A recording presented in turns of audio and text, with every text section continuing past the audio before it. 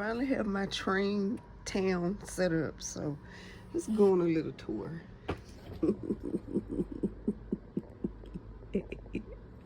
And then I want to see if it works. Okay, so this is the train station. This is the pedestrian crossing right here. Across the street. This right here is going to be the mayor's office, so you can go in there and get your tickets. You know, whichever one you want to do. Right over here is a little coffee shop. They sell English muffins. And they have the best preserves and jams to go on all of your bagels.